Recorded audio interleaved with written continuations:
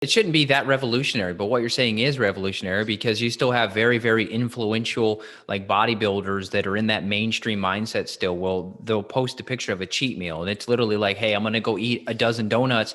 And then they're promoting like this exogenous ketone supplement. It just drives me nuts to see that. You're going to save so much more money, by the way, too.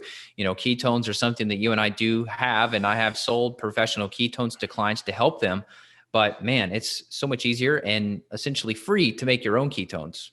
Yeah, and if you want to do it with these healthy diet and lifestyle strategies, that's fine. Also, you have people that have these so-called cheat days. A lot of books having these cheat days.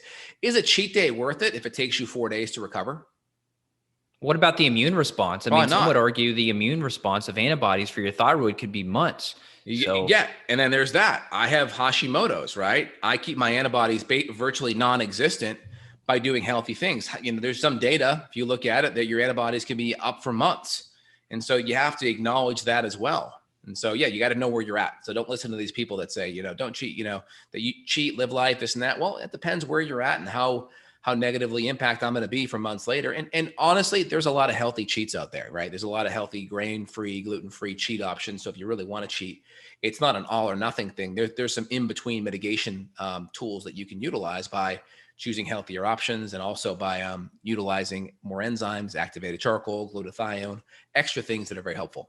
totally. I know we want to get into sleep. That's one of the next on the list, but just want to mention something we were looking at here earlier, which was hyperbaric oxygen. And this is pretty cool. There was clinical trials done on hyperbaric oxygen and how it was actually reversing two of the biological processes associated with aging in human cells. That was the title of it. And long story short, they found that it was very, very protective, neuroprotective. You can really, really support the brain. We've seen massive reversal of traumatic brain injury. And you've seen a lot of that in the NFL, for example, people doing hyperbaric oxygen to reverse brain injury. So I know it's a little bit of a tangent, but I just think it's a cool strategy that you could and should look into if you are having some cognitive decline. Maybe for a long time you've had high insulin and maybe your brain has suffered. Maybe you're considering the possibility of early dementia or Alzheimer's type symptoms. Hyperbaric is something that's been shown to really, really help blunt the effects of the damage to the brain. I've done hyperbaric. It was amazing for me. Even just my first session, my toes got so warm.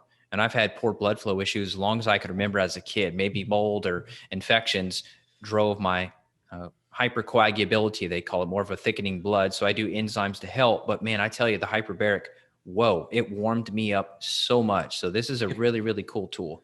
If I was an NFL athlete, I would be sleeping in one of these at least half the week. I imagine probably some of the better ones are. Totally. Because the inflammation, the generation that's happening, you really have to work on the repair side of that equation for sure. Yeah. And that's a good tool. It's a good palliative tool for sure.